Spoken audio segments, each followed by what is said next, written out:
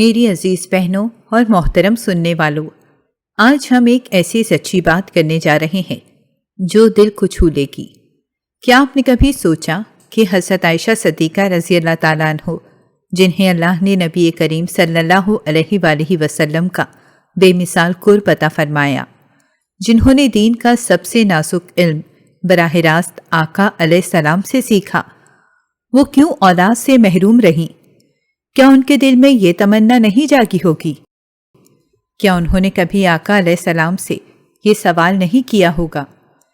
ایک دن انہوں نے وہی سوال کیا اور جواب ایسا تھا کہ آنکھیں نم ہو جاتی ہیں۔ آج ہم اسی پہلو کو سمجھیں گے کہ حضرت عائشہ رضی اللہ عنہا کا دل اس محرومی پر کیا کہتا تھا، اور حضور صلی اللہ علیہ وآلہ وسلم نے ان کی دلجوئی کیسے فرمائی۔ یہ کوئی عام موضوع نہیں، یہ ایک ایسی سچائی ہے جو ہر عورت کو ایک نئی سوچ عطا کر سکتی ہے، کیونکہ بعض اوقات جو ہمیں ظاہراً محرومی لگتی ہے وہی اللہ کے ہاں سب سے بڑی عزت، سب سے بڑی قربت اور سب سے بلند مقام کی علامت ہوتی ہے۔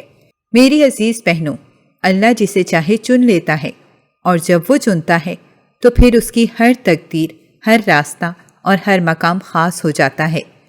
حضرت عائشہ رضی اللہ عنہا کا بچپن، ان کی معصومیت اور ان کا پاکیزہ ماحول خود ایک تربیت گاہ تھی۔ وہ صدیق اکبر رضی اللہ عنہ کی بیٹی تھیں، اسلام کے پہلے مرد مومن کی، جن کے گھر کا ماحول ایمان، اخلاص اور علم سے لبریز تھا۔ ان کی ذہانت، یادداشت اور سوال کرنے کا انداز بچپن ہی سے منفرد تھا۔ اللہ تعالیٰ نے ان کے دل کو کھلا، ان کے ذہن کو تیز اور ان کی نیت کو صاف رکھا۔ یہی وہ صفات تھیں جن کی وجہ سے اللہ نے انہیں خاص مقصد کے لیے منتخب فرمایا۔ نبی کریم صلی اللہ علیہ وآلہ وسلم کی زوجیت اور دین کی امانت کی محافظت۔ نکاح کے وقت ان کی عمر کم تھی، اور بعض لوگوں کو یہ بات الجھن میں ڈالتی ہے، لیکن ذرا سوچئے، اللہ نے انہیں کیوں اتنی کم عمری میں نبی کریم صلی اللہ علیہ وآلہ وسلم کے قریب کر دیا؟ اس لیے کہ وہ رسول اللہ صلی اللہ علیہ وآلہ وسلم سے براہ راست سیکھ سکیں، چھوٹی چھوٹی باتوں کو، عادتوں کو، عبادتوں کو اور گھریلو معاملات کو دیکھ سکیں، اور پھر بعد میں امت کو سکھا سکیں۔ ان کی کم عمری نہ کمزوری تھی نہ حادثہ، بلکہ اللہ کی حکمت تھی، تاکہ دین کے نازک ترین معاملات کسی ایسے دل و دماغ میں محفوظ ہوں جو پوری امت کی ماؤں میں ممتاز ہوں۔ اب آئیے اس روشنی کے مرحلے میں جہاں حضرت عائشہ رضی اللہ عنہا نبی کریم صلی اللہ علیہ وآلہ وسلم کی زوجہ بن کر ان کے ساتھ زندگی گزارنے لگی۔ بہنوں، سوچنے کی بات یہ ہے کہ اللہ تعالیٰ نے اپنی آخری کتاب قرآن مجید میں جس ازواج مطہرات کو امہات المومنین یعنی مومنوں کی مائیں کہا، ان میں سب سے نمایاں علمی مقام حضرت عائشہ کا ہے۔ یہ صرف اتفاق نہیں تھا، بلکہ ایک الہی منصوبہ تھا کہ دین کا علم گھر سے نکلے اور وہ گھر نبی کا ہو، اور وہ علم نبی کی محبوب ترین زوجہ کے دل میں ہو۔ حضرت عائشہ رضی اللہ عنہا بہت سوال کرتی تھیں۔ انہیں جب کوئی بات سمجھ نہ آتی تو وہ فوراً نبی کریم صلی اللہ علیہ وآلہ وسلم سے پوچھتیں۔ یہی تجسس، یہی سیکھنے کی لگن بعد میں انہیں علم کا مینارہ بنا گئی۔ آج ہم جو بے شمار احادیث پڑھتے ہیں، ان میں سے سینکڑوں کی راویہ حضرت عائشہ ہی ہیں۔ امام بخاری، امام مسلم، امام ترمذی جیسے محدثین نے ان کی روایات کو اپنے مجموعوں میں شامل کیا۔ ایک عورت جو اپنی عمر کے ایک محدود عرصے میں علم، تقویٰ، فہم اور دین کی خادمہ بن گئیں، یہ کوئی عام بات نہیں بلکہ ایک معجزہ ہے۔ اب آئیے اس پہلو کی طرف جو بظاہر ایک کمی لگتی ہے، لیکن در حقیقت وہ اللہ کی سب سے بڑی حکمتوں میں سے ایک ہے۔ حضرت عائشہ رضی اللہ عنہا کو اولاد کیوں نہ ہوئی؟ میری عزیز بہنوں، ایک دن حضرت عائشہ رضی اللہ عنہا نے خود نبی کریم صلی اللہ علیہ وآلہ وسلم سے عرض کیا کہ یا رسول اللہ، باقی عورتوں کو اولاد نصیب ہوئی ہے، مجھے کیوں نہیں؟ اس سوال میں ایک عورت کا درد چھپا تھا، ایک خواہش جو فطری تھی، لیکن اللہ کی طرف سے جو چیز روکی گئی ہو اس میں یقیناً کوئی ایسی خیر ہوتی ہے جو ہمیں فوراً دکھائی نہیں دیتی۔ نبی کریم صلی اللہ علیہ وآلہ وسلم نے انہیں نہ صرف محبت سے تسلی دی بلکہ یہ بھی بتایا کہ ان کی زندگی کا مقصد صرف دنیاوی مادری تعلق نہیں، بلکہ ان کی اصل اولاد وہ علم ہے جو آگے امت کو دیں گی۔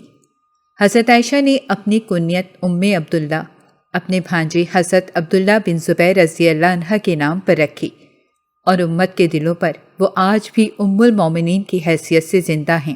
اولاد نہ ہونے کے باوجود ان کی تربیت، ان کی دعائیں، ان کی احادیث، ان کی حدیثیں اور ان کی محبت لاکھوں ایمان والوں کی روحانی غذا بنی۔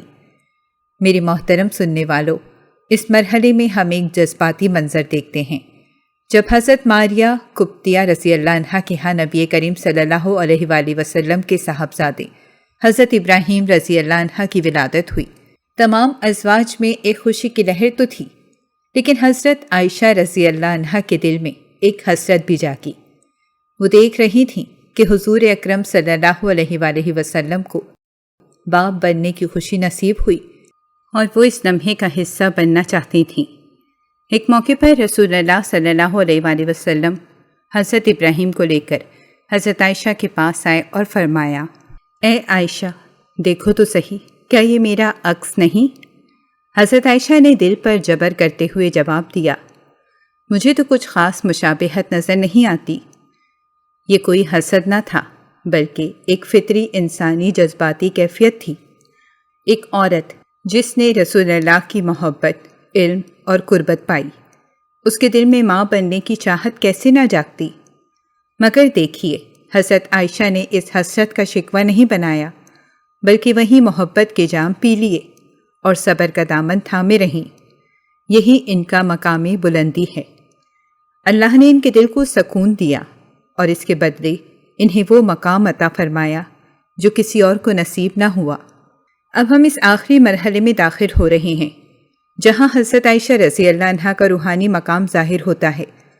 اگرچہ انہیں اولاد نہ ملی، لیکن اللہ نے انہیں ام المومنین بنایا، یعنی وہ ماں جو جسمانی طور پر نہ سہی لیکن روحانی طور پر کروڑوں دلوں کی ماں بن گئی۔ ان کا ہر قول، ہر سوال، ہر علم کا موتی آج بھی ہمارے لیے روشنی کا مینار ہے۔ ان کی دعائیں، ان کی انداز زندگی، ان کا اخلاص اور ان کا تقویٰ آج کی ہر مسلمان عورت کے لیے مشعل راہ ہے۔ وہ نبی کریم صلی اللہ علیہ وآلہ وسلم کی زندگی کے آخری لمحوں میں بھی ان کے ساتھ تھیں۔ آپ صلی اللہ علیہ وآلہ وسلم نے اپنا وصال انہی کے حجرے میں فرمایا، انہی کی گود میں سر رکھ کر۔ کیا یہ بھی کسی اولاد سے کم نعمت ہے؟ یہ وہ مقام ہے جو اللہ صرف انہی کو دیتا ہے جنہیں وہ بے پناہ چاہتا ہے۔ حضرت عائشہ رضی اللہ عنہا کا بے اولاد ہونا ان کی کمی نہیں، ان کا کمال تھا، کیونکہ اگر ان کے ہاں اولاد ہوتی تو شاید وہ علم و دین کی خدمت میں اس قدر مشغول نہ ہو پاتی۔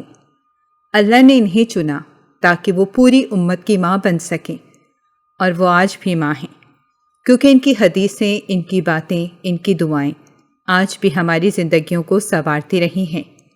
بہنوں، آج ہم نرمی، محبت اور روحانی قربت سے بھرپور ایک ایسا واقعہ بیان کرنے جا رہی ہیں جو نبی کریم صلی اللہ علیہ وآلہ وسلم اور حضرت عائشہ رضی اللہ عنہا کی محبت کی گہرائی کو ظاہر کرتا ہے۔ یہ صرف ایک شوہر اور بیوی کی محبت نہیں تھی، بلکہ یہ محبت اخلاق، عزت اور رحمت کا ایسا نمونہ ہے جو ہر مسلمان عورت اور مرد کے لیے رہنمائی کا ذریعہ بن سکتا ہے۔ آئیے تصور کریں، ایک سفر کا موقع ہے۔ نبی کریم صلی اللہ علیہ وآلہ وسلم اپنی ازواج مطہرات میں سے حضرت عائشہ رضی اللہ عنہا کو بھی اپنے ساتھ لے جا رہے ہیں۔ قافلہ رواں دواں ہیں، صحابہ کرام بھی ساتھ ہیں۔ کچھ دیر کے بعد نبی کریم صلی اللہ علیہ وآلہ وسلم قافلے کو تھوڑی دیر کے لیے رکوا لیتے ہیں۔ صحابہ حیران ہوتے ہیں، لیکن رسول اللہ صلی اللہ علیہ وآلہ وسلم حضرت عائشہ رضی اللہ عنہا سے کہتے ہیں، آؤ میرے ساتھ دوڑ لگاؤ۔ جی ہاں، آپ نے درست سنا، اللہ کے آخری نبی صلی اللہ علیہ وآلہ وسلم اپنی بیوی کو صحرا میں دوڑنے کے لیے کہتے ہیں۔ حضرت عائشہ رضی اللہ عنہا فرماتی ہیں کہ اس وقت میں پتلی اور ہلکی تھی تو میں آگے نکل گئی، میں جیت گئی۔ کچھ عرصے بعد ایک اور موقع پر پھر دوڑ لگانے کی نوبت آئی، لیکن اس بار حضرت عائشہ رضی اللہ عنہا کا جسم ذرا بھاری ہو چکا تھا۔ اس بار نبی کریم صلی اللہ علیہ وآلہ وسلم آگے نکل گئے اور ہنستے ہوئے فرمایا، یہ اس دن کا بدلہ ہے۔ اے میری پیاری بہنوں، یہ صرف دوڑ کا مقابلہ نہیں تھا، بلکہ یہ محبت کا وہ انداز تھا جس میں خوش مزاجی، ہنسی، عزت اور دلجوئی شامل تھی۔ نبی کریم صلی اللہ علیہ وآلہ وسلم حضرت عائشہ کو خوش رکھنے کے لیے چھوٹے چھوٹے مواقع کو محبت میں بدل دیتے تھے، اور وہ انہیں صرف دین سکھانے والے نہیں تھے بلکہ ان کے دل کی بات سمجھنے والے بھی تھے۔ وہ جانتے تھے کہ ایک عورت صرف دین، صرف قربت یا صرف الفاظ سے خوش نہیں ہوتی، بلکہ وہ چاہتی ہے کہ اسے اہم محسوس کرایا جائے۔ یہی سنت رسول اللہ صلی اللہ علیہ وآلہ وسلم ہے۔ اپنی بیوی کو وقت دینا، اس کے ساتھ ہنسنا، اس کے دل کی بات سننا، اس کے ساتھ کھیلنا، اسے اپنی زندگی کا اہم حصہ بنانا۔ اور حضرت عائشہ رضی اللہ عنہا، وہ اس محبت کو ساری زندگی اپنے سینے سے لگائے رہیں۔ ان کی آنکھوں میں وہ دوڑ کی مسکراہٹ اور دل میں نبی کا کہکہا ہمیشہ محفوظ رہا۔ یہی ہے وہ محبت جو صرف دنیا کی نہیں بلکہ جنت کی بنیاد رکھتی ہے۔